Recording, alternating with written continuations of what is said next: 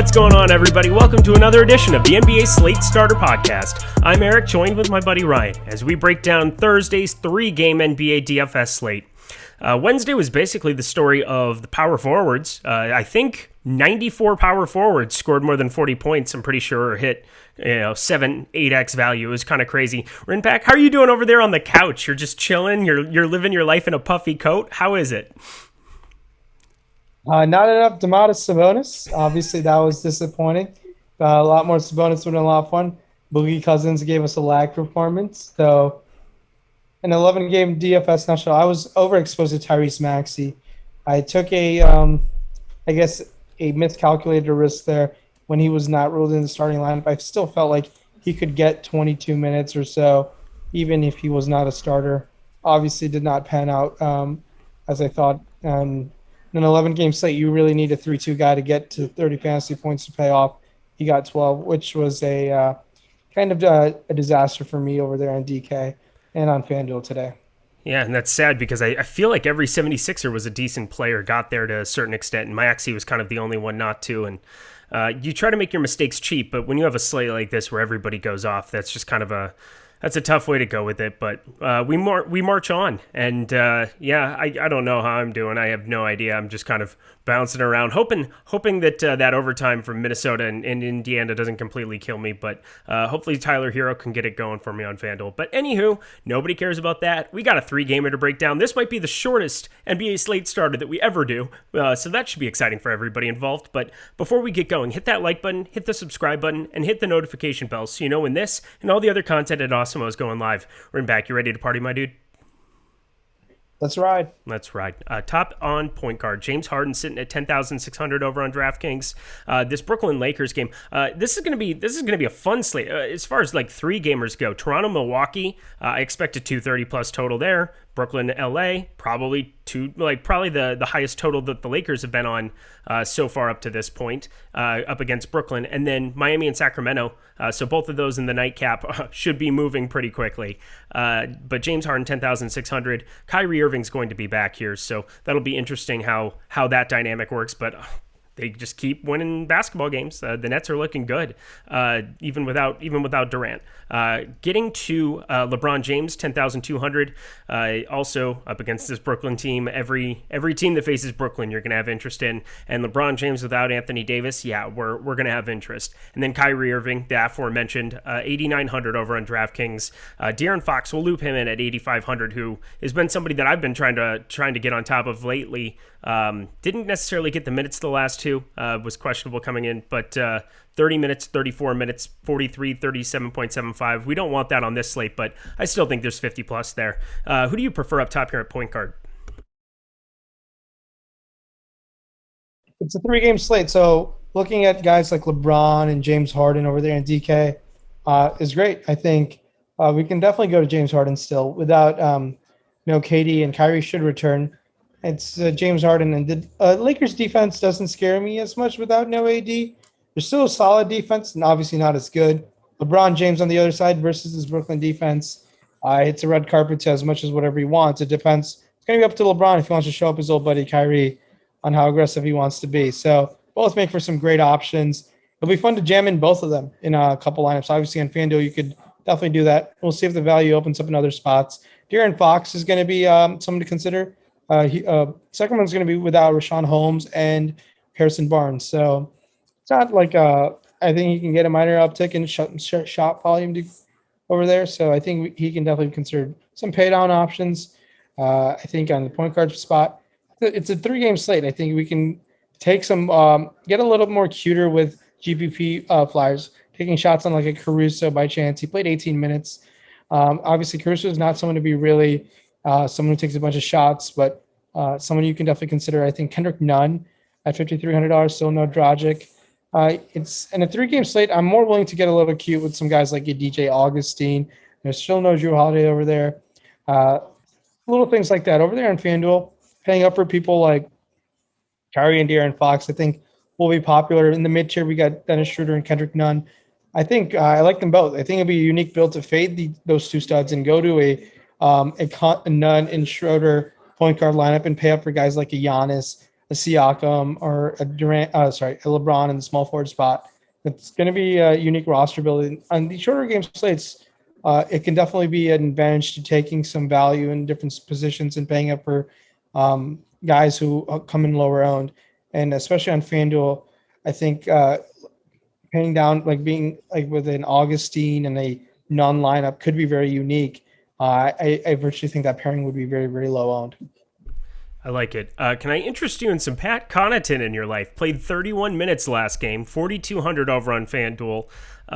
He's now point guard eligible there, which is a strange thing to see. He's only small forward on DraftKings, so we'll talk about him there at 3,900. I expect him to be very popular over there, but somebody that against Toronto, Drew Holiday, if he continues to be out, he's got a game time decision next to him, but I don't think he'll be ready to go there. Kyle Lowry as well, we got to bring up. Obviously, you can play. You got to play Fred VanVleet in those kind of spots. So between him and Siakam, they immediately get a bump up. Do you have any interest in Pat Connaughton? And then over on DraftKings, obviously you can play VanVleet at power or at point guard, 7,900. What do you think about those two? Going to those Toronto guards and Lowry and VanVleet, solid options. I like VanVleet. Lowry did miss some of the game last time out. So VanVleet definitely got some extra usage when Lowry was off the floor for an extended period of time. You know what those guys can definitely do. I do think I do like paying up on these shorter slates for guard, but it's going to come down to ownership. It's really, really going to be concentrated ownership at times. And just a little pivot here or there could really change the upside of your lineup in terms of overcoming some ownership that really does not perform well. Love it. Let's keep it moving along then. Shooting guard sitting up top, Kyrie Irving, 8,900 on DraftKings. Fred VanVleet, 7,900. Chris Middleton, 7,800, who just got done. What's the word? Oh yeah, no, he absolutely sucked, and I hated it. I hated every second of that, especially over on FanDuel where I had a ton of him for that absolute dud. He's now down to 7,300 there, sitting there on DraftKings 7,800, shooting guard eligible. I think those three options are looking pretty lovely up top. It gets a little interesting in this mid range. Buddy Hield 6,600 up against Miami, not the greatest matchup. Hasn't really been busting through that tag of late. Nor do I think he will be popular, but somebody that is obviously a staple of your low GPP lineups. So a little low ownership play possibly. And Powell, Harris, and Tyrese Halliburton 6K. So gets a little hairy there in the mid range, but up top, awfully nice. Talk to me about shooting guard. Yeah, so over there on DK, obviously Kyrie and Middleton lead off. I like Middleton. I think we're going to get some recency bias built in the ownership. I think that's when you just want to jump right on. It's something I'll be doing. I'll be paying up for Middleton. I know this Bucks team hasn't looked as good without Drew Holiday, as they've gone on a 4-game losing streak. It's kind of unheard of. I want to say the Bucks never went on a 4-game losing streak last year. They were an amazing offense, an amazing team, pretty much till the Giannis injury in the second round playoffs. So I like going back to Middleton. I think there's a sentiment where people have been really upset with those last 3 performances where going to come in with some ownership. And in a 3-game slate, if Middleton's going to be kind of low owned, Middleton has the upside in him to be the high scoring player on the slate. He's one of those guys who can get really hot. I know there's a ton of studs like LeBron, Harden, Giannis, Bam, a bunch of studs who are going to be well worth in the consideration of being the highest scoring player. But Middleton's one of those guys. If he's going to be low owned, I think we want to be over the field with him. Over there in FanDuel, paying up for a Harden 11K makes a lot of sense. VanVleet 8K. Pay down options. There's a mid tier. So before we get down to pay down, if Halliburton, Hero, DiVincenzo, Buddy Hield, I want to say Buddy Hield has the highest upside out of them. Halliburton deserves a mention if he gets going off the bench. Some pay down options. Andre Iguodala is the min. Keep in mind, I believe Miami's on a back to back. There might be some resting involved with the veterans over there, especially Iguodala. But if Iguodala goes $3,500 versus Sacramento, anyone can really do well against Sacramento, in my opinion. And Britton Forbes played mid-20 minutes, priced at $4,100. For him to really get there, he needs to knock down a bunch of wide-open threes, pick up a few steals here and there, but $4,100 will get your lineup kind of unique. And talk. Oh, go ahead. You got one more. And I wanted to talk about someone who kind of was out of the rotation, out of the blue, someone we were both kind of high on was Talon Horton Tucker. He's priced at 4K, and now I don't know what Vogel's doing with him. And I think Talon Horton Tucker can definitely get going against his Brooklyn matchup. I'm willing to take some shots with him on GPPs. He is 4K on FanDuel, and I believe he comes in at the small forward position before you hop on. 3,900. Yeah, he's 3,900 on DK. Yeah, it's going to be a tough sell still. But however, we did see him out against Memphis. He played only 6 minutes in that game.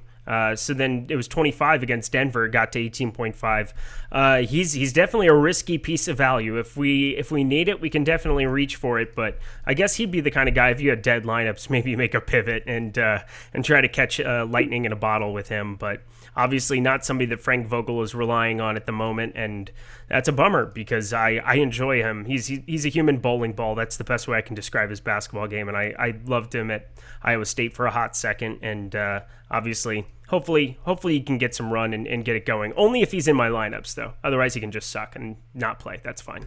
Anybody else you want to talk about here? And I guess we should also say, in that same vein, Dennis Schroeder, we didn't talk about him. He had an absolutely ballistic first quarter the other night, and then ballistic first half, and then kind of slowed down towards the end. I don't expect 6 total stocks, but somebody to definitely still have some interest in. You can play him at shooting guard over on DraftKings. So wanted to bring him up for the road as well at 5,800. Anybody else for you? Yeah, Schroeder's a fine option. This Brooklyn defense is a red carpet for any offense going up against them. I think hopping over to the small forward position we go. Let's do it. Getting up there to small forward, we're going to start on FanDuel for this one. LeBron James, 10,500.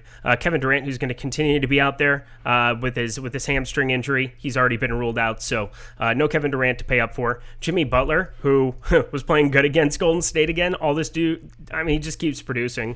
So we know what the ceiling is there. 9,200 against Sacramento feels like I don't want to say discount, but it's lower than the 9,400 he was at today. So I don't quite understand that, but FanDuel, I think, knows what they're doing. No, they have no idea.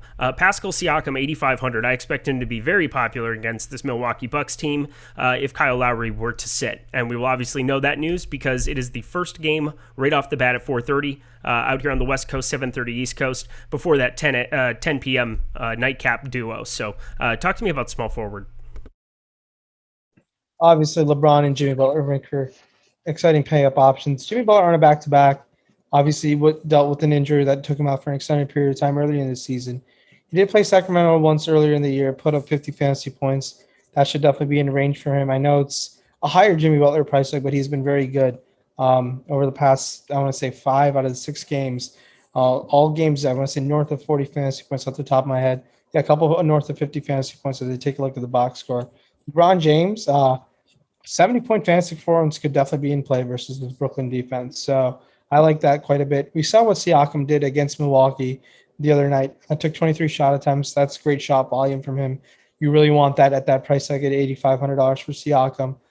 In the mid-tier, we got guys like Norm Powell, OG Anunoby played last time out. Played only 27 minutes. Those Toronto small forwards are tough to pinpoint, especially when all hands are deck. Duncan Robinson versus Sacramento seems like a nice pay down option. He's played every game, I believe, this season for the Heat. One of the few guys, I think him and Precious Achiuwa, the only two people who played every single game for the Heat, as they've been ravaged with COVID and a bunch of injuries across the board. I like Duncan Robinson at that pay down option because you're going to have to roster two. You're going to have to save somewhere. Middleton, $7,300 might be my favorite small forward over there, though, when all things put together.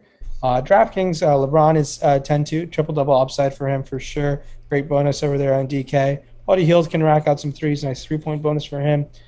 We've talked about Butler and Middleton. I like both their guys' potential for an upside. Andre Iguodala is the min, 3K. I think he might be popular, but keep in mind he might get ruled out because it's a back-to-back.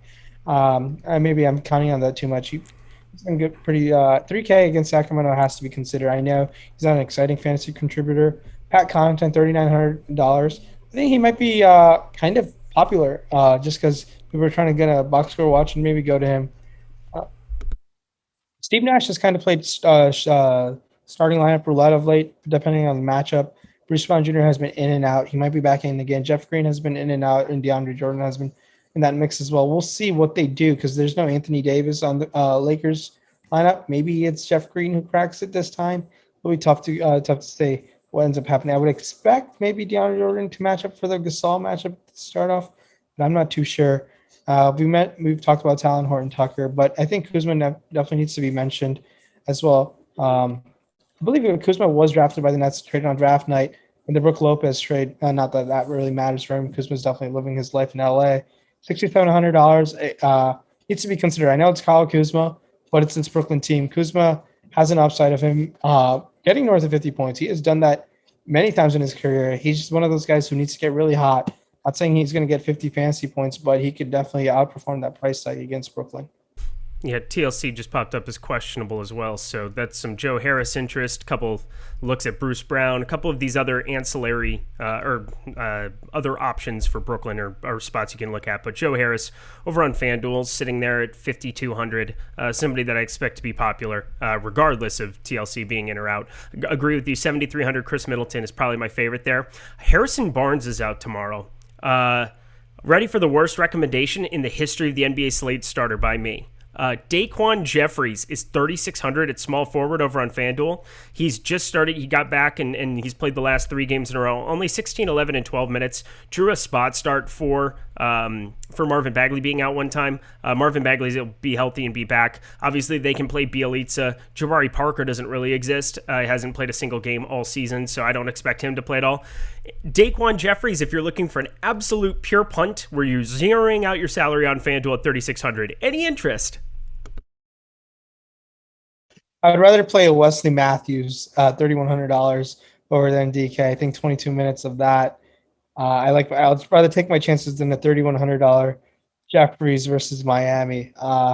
It would be tough for me to play Daquan Jeffries, and if for those guys who are building 1 to 3 lineups. But if you're building 150 lineups, I do definitely think Daquan Jeffries could be considered. That's someone I'm really excited for. I'm excited for Daquan Jeffries because that name is awesome. That is the only reason that I am looking forward to such things. Before we get over to Power Forward here, make sure you guys go over to awesemo.com/joinnba. I bring it up all the time, but these game plan videos are just the best. I keep learning something every single time that I tune into those. I'm very fortunate to be able to work here with, again, we just have thoroughbreds at every turn. So between Sean's on, between you, between Steve Buzzard, between Alex Baker, he's pretty good. I just can't tell you enough about all the talent that we have behind the paywall here. Adam Scherer and Lofty, Adam Scherer doing the deep dive article in front of the paywall. Make sure that you guys check that out. We got a new show, The Process, also free content. But if you love all the stuff that we're putting out here for free, make sure that you get over to awesemo.com/joinnba. We have packages starting at just $4.95. Just get a little taste of it. I guarantee you will not be disappointed. So stop guessing and start winning. Getting up to the top of Power 4, we'll stick with FanDuel. Giannis Antetokounmpo, 11,300. I love Twitter. I love it so much, and people cannot stop telling me that I'm an idiot for playing Giannis on certain days. I remember 2 weeks ago or 3 weeks ago when they're like, Giannis hasn't gone off forever. I'm looking at his box score. 74, 72.4, 65, 68.7. I continue to be double, triple, quadruple over the field on Giannis every single slate. Hasn't really failed me at any point in time. 11,300 against this Toronto team. The guy's an absolute stud, and Milwaukee's going to need every bit of him to play big minutes with Drew Holiday out. I just love getting to as much Giannis as humanly possible on this slate. He's definitely my priority spend up. Going down to Bam Adebayo, 8,800. Obviously, Anthony Davis still out there. Bam Adebayo getting a cake matchup against Golden State when Draymond Green gets late scratch today. It was so hurtful because I would have wanted to have a ton of Bam in that situation. There's just nobody that can compete with him there. So regardless of whatever that total ends up being, they're in the second half now. Bam Adebayo will be somebody who is very popular against Sacramento, who also will be without Rashawn Holmes, and obviously we're going to have to get to the conversation about the guy center on FanDuel. Just get ready for it. But before we get there, obviously Power Forward. Last guy to bring up, Chris Boucher, 7,200. We saw 30 minutes against Milwaukee. 30 minutes of Chris Boucher. If you could tell me he was going to get that, I would pay $9K for it. Talk to me about the top end of Power Forward. Obviously, you're going to love Giannis quite a bit. I think he's put up north of 58 fantasy points. I want to say the last 4 times he went up against Toronto. Toronto hasn't had much roster turnover, obviously, in the last year. But Giannis, we saw what he did last time out. I think there is merit to pivoting off Giannis and being overexposed to Middleton. just in terms of just ownership. I do think LeBron James and Giannis both have a potential to be like putting up combined score of 150 fantasy points tomorrow.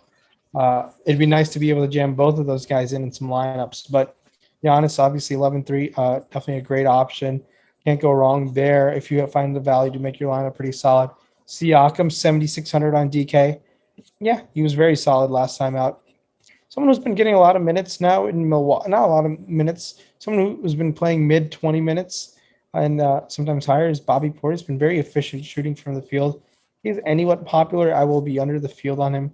$5,500 on FanDuel seems a little too much. I'd rather just find the excess 300 to Kuzma or save the extra 300 to Bagley if Bagley is not limited. Bagley in 21 minutes put up 30 fantasy points last time out. Hopefully Luke Walton gives him a bit more leash with no Rashawn Holmes and no minutes limit. We'll see if that really happens. And no Harrison Barnes, too. That might help a little, too. And if Bielitsa cracks the rotation, he's too expensive for me, 4,600. Jeff Green, 4,900, is playing mid 20 minutes. He was exceptional in the amazing comeback they had the other night. I think definitely you could consider him. Markieff Morris, 4,400. That's a little too expensive. He's not getting enough minutes. I would not expect him to start. They started Kuzma last time, especially on FanDuel, where you got a roster two. It's ugly. It's Giannis and Bam, and then everyone else. But there's Boucher, obviously, considering Kuzma. It's not a fun power forward spot over there in DK. Obviously, we talked about Giannis. Other options, it's not many saving options. Iguodala has power forward eligibility, and Bielitsa does. Those are tough options to go to. Bagley at 4,800, yeah, I like that quite a bit. And if anyone is ruled out on a back-to-back, and if Kelly Olynyk goes, and maybe he's the head guy at 5K, but it's been a tough go for Kelly Olynyk of late. But it's a tough power forward position outside of Giannis and Bam right now. Yeah, if you had told me it's I'm not going to even go there. Glenn Robinson III is available. 22 minutes last game. The Michigan Wolverine connection. That's the only reason I even said that. Obviously, I have the two worst recommendations in the history of the show today. So Daquan Jeffries and Glenn Robinson, just trying to find this value at small forward with Harrison Barnes sitting with Rashawn Holmes out. I don't know. They're going to have to play minutes. He played 22 last game. Daquan Jeffries plays 16, 12, 11, or whatever the last three. Maybe gets over 20. So screw it. Just random punts. 3-game slate. You want to go stars and scrubs? Those are your options on the bottom end. So wanted to just throw out some absolute garbage for you to digest or to throw up. I don't really know. Probably a little bit of both. Anybody else here at power forward for you? No, I think we should tee off the Hassan Whiteside versus Miami Heat matchup. I just hate you. Yeah, no, you go ahead and talk about it. So you're punting center by default. I just wanted to let that be known. You can play Giannis Antetokounmpo at center on DraftKings, 10,900. Bam Adebayo, 8,200. Siakam, 7,600. Chris Boucher, 6,300. Harrell, 5,900. So DraftKings, there are some spots to go to. On FanDuel, Montrezl Harrell, 6,200 is your most expensive center, followed by a 6K Hassan Whiteside, who I'm going to just say is too cheap at 6K. Now that we know Rashawn Holmes is out, I expect him to be popular. Is he going to just continue to ruin my hopes and my dreams tomorrow if I fade him? Yeah, well, he's 6K on FanDuel. He's 4,600 on DK. So I didn't even. Good Lord. 4,600 on DK is someone we should definitely be excited to roster.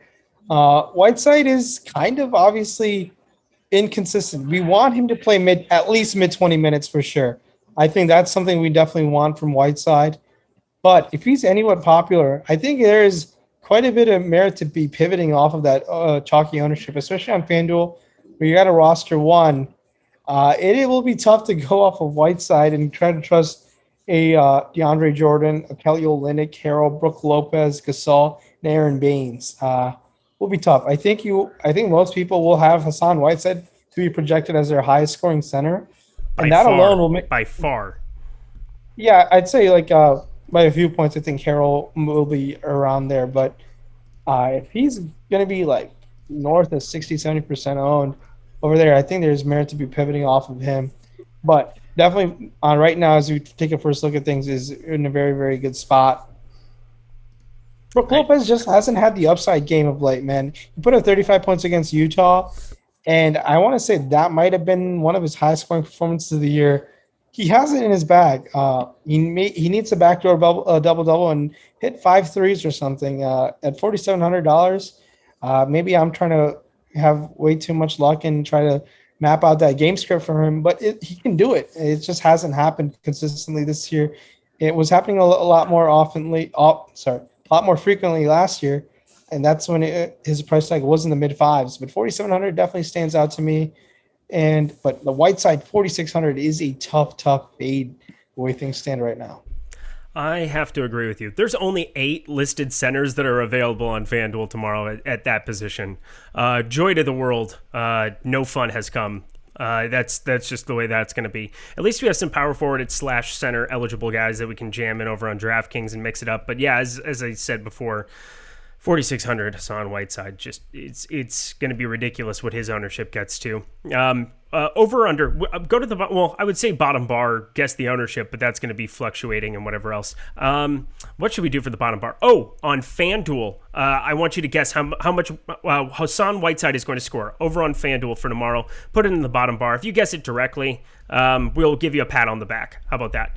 Virtual pat on the back. You know what? If you guess it correctly, I can pull some strings and get you a free week pass. Ooh, look at that. Free week pass. Get down to the bottom bar. Rinpack, it's good to know people. So Rinpack can get that done. Go down to the bottom bar. Guess whoever gets closest without going over. So we'll go Price is Right style. Do not go over on Hassan Whiteside. Closest to gets a free week. So perfect. Rinpack, any other final words for the people? Yeah, leave your email in the comments or your Twitter handle, and if you get that right, we'll try to get something your way. Obviously, thanks for tuning in. It's just 3-game slate.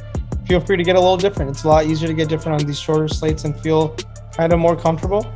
Kind of get out of your comfort zone a little bit on the shorter slate. And please do leave a review on the Apple Podcast page. And thanks so much for tuning in yet again, and good luck tomorrow. Good luck, guys. We'll see you tomorrow for Friday's slate starter. Best of luck and catch you later. Bye.